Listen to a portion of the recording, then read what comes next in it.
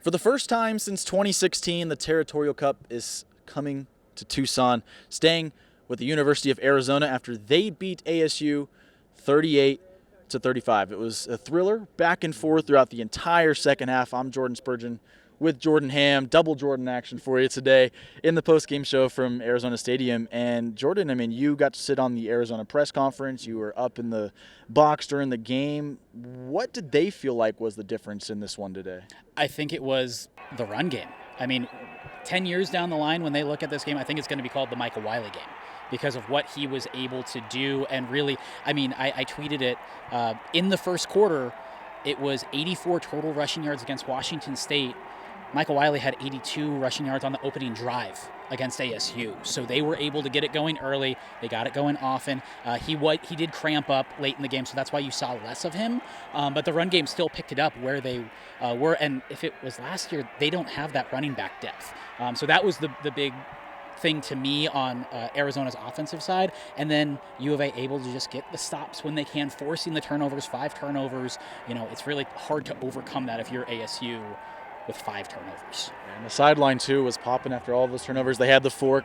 Only 4 footballs made it on. I didn't see the 5th football make it on. I know there was a scrum at the end of the game after that 5th turnover, and it got kind of out of hand.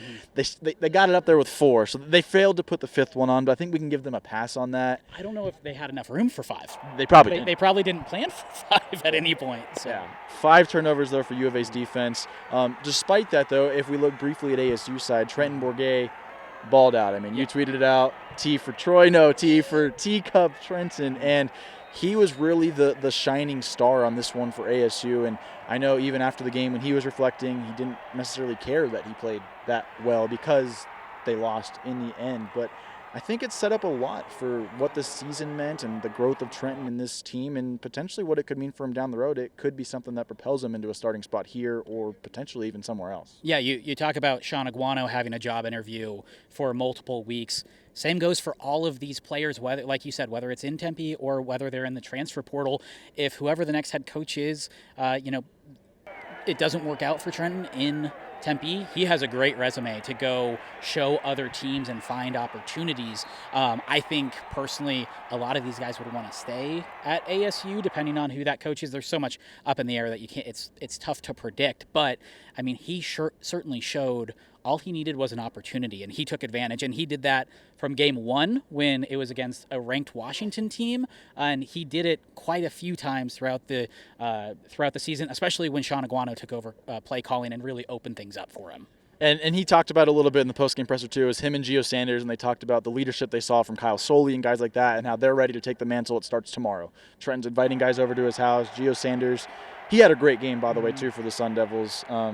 First touchdown for him in college after being a walk-on and then getting here. So there were some positives, but one more thing on ASU before we get back to U of A. It felt like Coach Aguano knew this was his last game. The way he talked, he was straight up asked if he thought it was the last game, and he said, listen, I'm not dumb. I know that I've changed these guys' lives, but I know we didn't get the job done in the end, and so wherever it falls, I feel like I've done what I can. This is going to be an interesting time for ASU because the season might not have mattered as much with the losses if they had won this game for Sean Aguano, but this does feel like one where it might be the last one, and we'll probably hear soon. And it's one of those things where he could have done everything right. He could have, short of getting them maybe to a bowl game, like he could have done everything right, and they would have said, thanks for the time this year. No thanks on the head coach position long term. So it's going to be interesting to see. I think he's an incredible asset to any college coaching staff, but especially ASU. You see the passion that he has, that whoever this next head coach is, if it isn't him, is there a position there for him? Would he take it? Would it be enough of a step up for him, or would he start looking elsewhere? So I think there are a lot of dominoes that need to fall. It was funny driving down. I was with Chili, and we debated that for about 45 minutes of what that might look like. But everything we've been hearing, it sounds like something could be happening really quickly because you have the transfer portal, you have early signing day, probably less than a month away, and they really need to get going on basically starting a recruiting class from scratch for the most part. So they're going to have to make a decision quick and really get the ball rolling. And our weekend slates are clean because you never know what could happen. And now on the flip side, Jed Fish's job, I mean, I don't think it was in question coming into this game, but now, 2 years in, coming off a one-win season against a Cal team that was decimated by COVID, but they got a win last year, and that was their stepping stone. Now this year, much improvement, just fell shy of a bowl game. I know some Arizona fans wanted to get to there.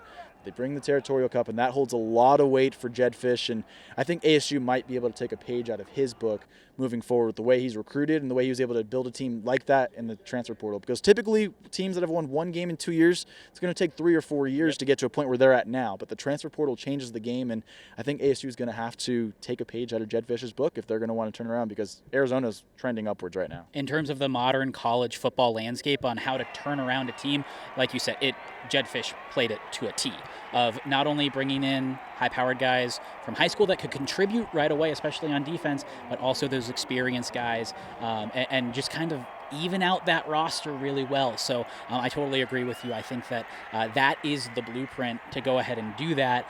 And yeah, college football is very different even from 4 years ago. Even by the time Jalen Harris got to college, it has changed so much. So I think that that's something I totally agree that if you want to really get a quick turnaround, get some buzz around the program, there's time to do it, but there's not a lot of time, and you really need to put your ducks in a row really quickly. And that's what Jed has done best, not just the recruiting.